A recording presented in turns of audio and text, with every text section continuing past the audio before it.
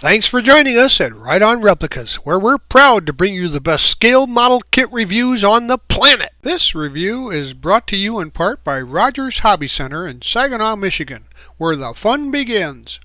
This review covers the Lotus Europa wing.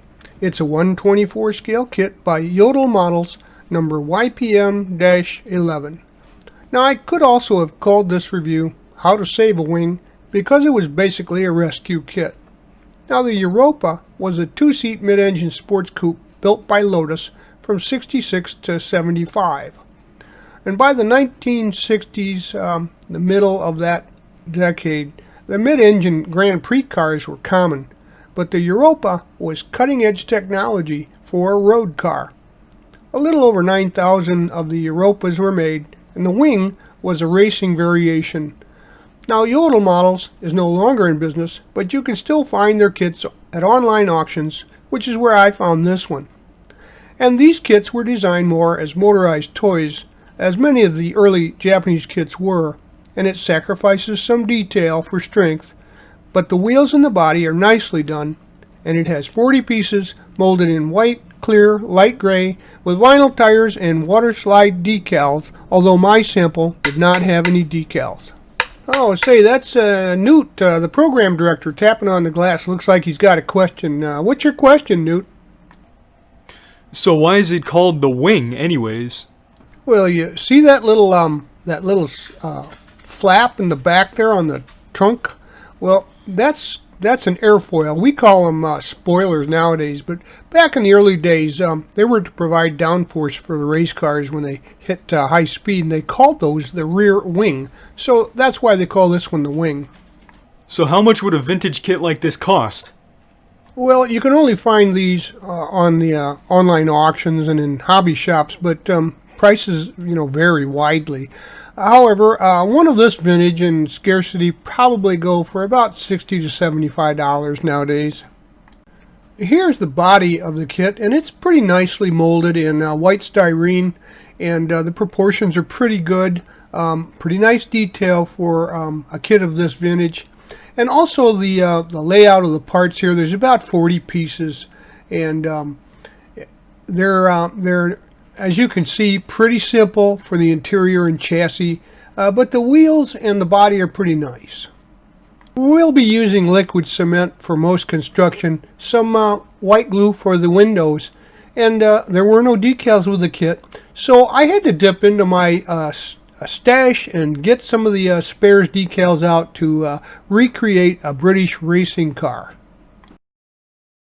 Now, as I've mentioned, this is kind of a rescue kit, and what I find was that the wheels, the tires I should say, had provided what was called a tire burn on the body of this kit, and of course you've got some light parting lines to deal with, so we'll use that spot putty and later on a nice coat of clear to give it a good shine. The door panel lines were pretty weak, but the parting lines were pretty substantial. I would rescribe the door panel lines and give them a little more crispness. So here you see the body all cleaned up and reprimed and a light gray. It also has rescribed panel lines for those door panels. I primed it with a light gray primer, Mr. Surfacer there, and then sanded it down, and that revealed even some more imperfections that need to be cleaned up.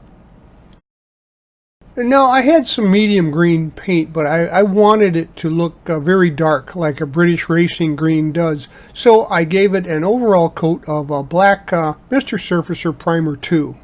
And here the body is after light sanding, which revealed, even some more imperfections that had to be sanded through.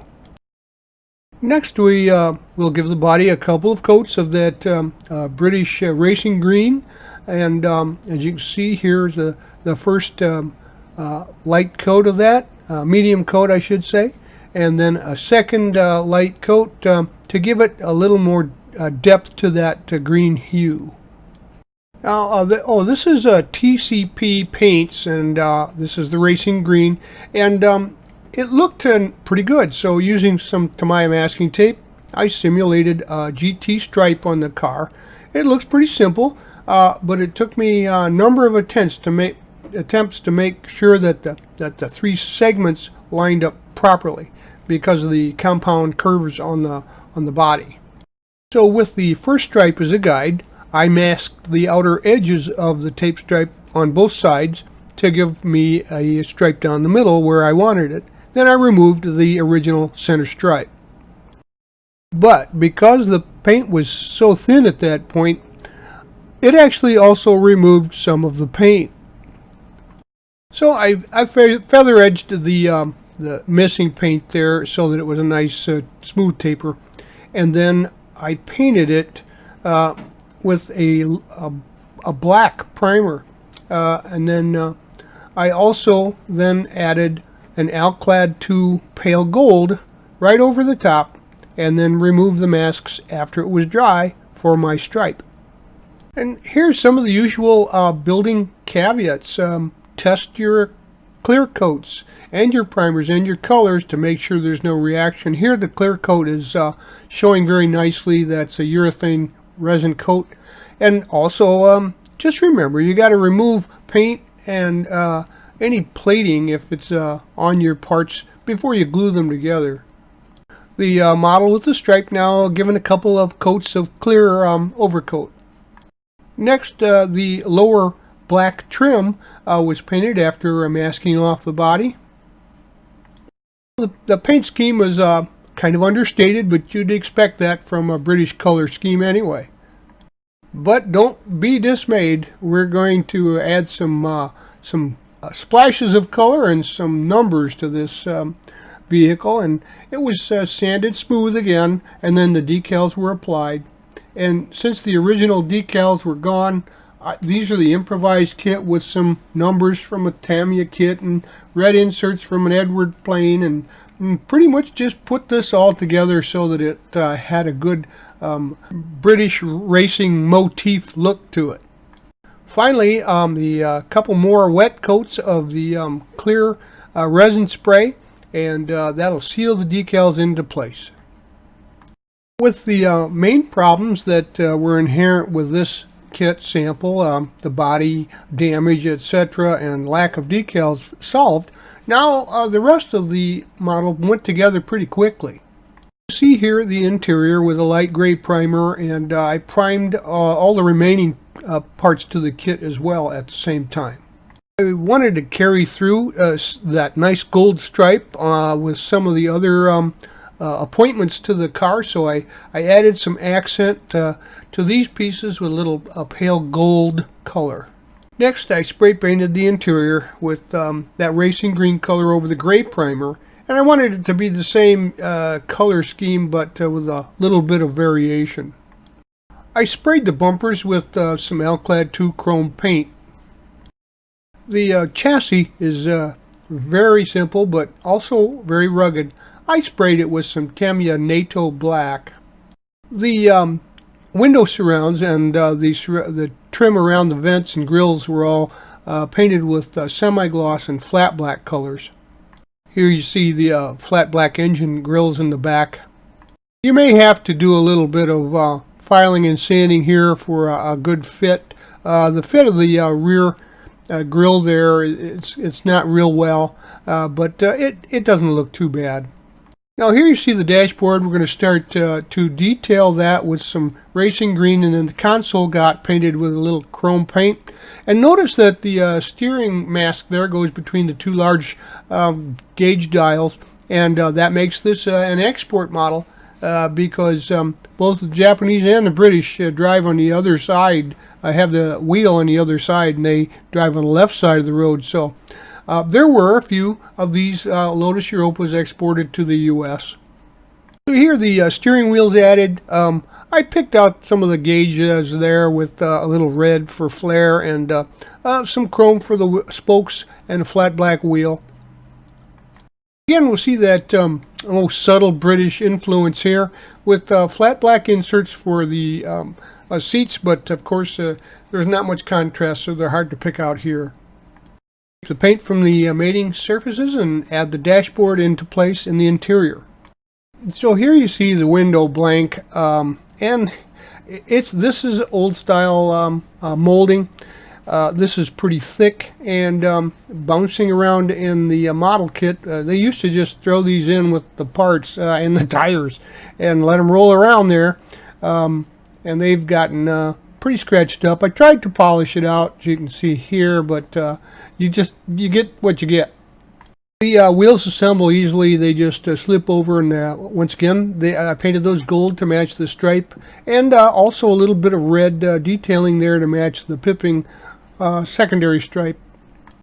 There's a couple of metal axles here. You just seat it into one of the inner hubs, and then drive it through the locating spots on the chassis, and then squeeze the other tire into place, and you've got yourself a rolling chassis. Now it's time to button things up. Simply add the windows to the interior along with the interior bucket, and then turn that over and locate the body to the chassis. Look for some glue points there, scrape any paint, and then add the final items, your windshield wipers and mirrors, etc., the accent pieces. And by golly, if that doesn't look like a British racing car, I've never seen one. Okay, maybe it's a little stretch here, but nonetheless, I think it's a pretty fair job and a nice looking kit on the shelf. You'll get some compliments on this. Just use what you have and make something up that has some visual attraction to it. But of course, this thing isn't finished until we add that wing.